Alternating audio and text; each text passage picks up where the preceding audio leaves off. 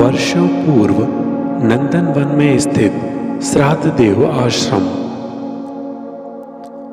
ऋषि श्राद्ध देव अपने आसन पर आंख बंद किए हुए बैठे हुए हैं। आश्रम का सहयोगी ऋषि श्राद्ध देव के पास आता है। सहयोगी अपनी भक्ति के अनुसार ऋषि श्राद्ध देव को प्रणाम करता है, जबकि वे आंखें बंद किए हुए थे। सहयोगी, आपसे मिलने देवलोक से सूर्य देव आए हुए हैं। ऋषि श्राद्ध देव आंखें खोलते हैं और सहयोगी को प्रणाम की मुद्रा में देखकर उसे आशीर्वाद देने हेतु वरद हस्त उसकी ओर करते हैं। उन्हें आदर सहित अंदर ले आइए। तेजोमय सूर्य देव आकर ऋषि श्राद्ध देव को प्रणाम करते हैं। ऋषि श्राद्ध देव भी अभिवादन में उनका स्वागत करते हैं। पास स्थित आसन पर सूर्य देव विराजमान होते हैं। आश्रम के संस्कारानुसार सूर्य देव का अतिथि सत्कार किया जाता है। तदोपरांत ऋषि श्राद्ध देव बोले, सूर्य देव, कृपया आप अपने आने का प्रयोजन बताएं। सूर्य देव, महात्मन, मैं सूर्य लोक में एक महायज्ञ करना चाहता हूँ। कृपया मेरे इस विचार को मूर्त रूप प्रदान करने की कृपा करें। ऋषि श्राद्ध देव प्रसन्न होकर बोले, यह तो बड़ा ही उत्तम विचार है। यज्ञ सारी सृष्टि के लिए फलदायी होते हैं। महायज्ञ करने मैं स्वयं आपके साथ चलूंगा। ऋषि श्राद्ध देव की स्वीकृति प्राप्त होते ही सूर्य देव का चेहरा प्रसन्नता से खिल उठता है। पर्याप्त आतिथ्य स्वीकार करने के उपरांत सूर्य देव सूर्यलोक लौट आते हैं। उचित मुहूर्त में सूर्यलोक में महायज्ञ का आयोजन किया गया। सूर्यलोक पुष्पों से पूरी तरह सज्ज था।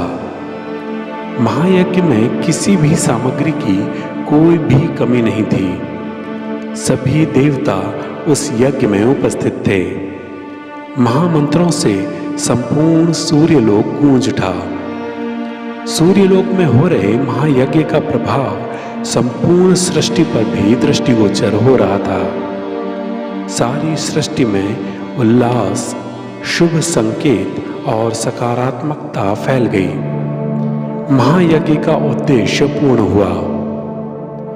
वेदों के अनुसार यज्ञ की पूर्णता दक्षिणा देने के उपरांत ही होती है। अतः यज्ञ पूर्ण होने के उपरांत सूर्य देव ने ऋषि श्राद्ध देव को दक्षिणा में पुत्री का वरदान दिया। ऋषि श्राद्ध देव ब्राह्मण थे। समय आने पर पुत्री के नामकरण संस्कार को हर्षोल्लास के साथ पूरा किया गया। सूर्य से दक्षिणा स्वरूप वरदान से पुत्री का जन्म हुआ, इसलिए कन्या का नाम सुदक्षिणा रखा गया। ऋषि श्राद्ध देव जी की पुत्री अत्यंत सुंदर, सुशील और गुणवान थी। उस कन्या के आश्रम में आने से आश्रम में खुशी की लहर दौड़ गई। सभी साधु संत उसे दुलारवश नंदिनी भी कहने लगे। आश्रम में क्रीड़ा करते हुए वह बालिका बड़ी होने लगी। शिक्षा के योग्य होने पर आश्रम में ही उसे शिक्षा प्रदान की जाने लगी। शिक्षा में भी वह सामान्य बालिकाओं की तरह ना होकर दिव्य थी। गृह कार्य में निपुणता के साथ साथ ब्राह्मण कन्या होने के कारण सुदक्षिणा शास्त्रों के अध्ययन एवं संगीत शिक्षा में भी निपुण थी। समय बीतता गया। ऋषि श्राद्ध देव अन्य साधु ब्राह्मणों के साथ बैठे थे। उसी समय ऋषि श्राद्ध देव ने सभी साधुओं से नंदिनी के विवाह की चर्चा की। सभी ने अपना मत प्रकट किया कि नंदिनी जैसी कन्या के लिए कोई साधारण वर उचित नहीं है। उसके वर के लिए स्वयं ब्रह्मा जी से बात करना उचित होगा। ऋषि श्राद्ध देव बोले, ठीक है, मैं कल ही ब्रह्मा जी के पास जाकर नंदिनी के विवाह के लिए योग्य वर की बात करता हूँ।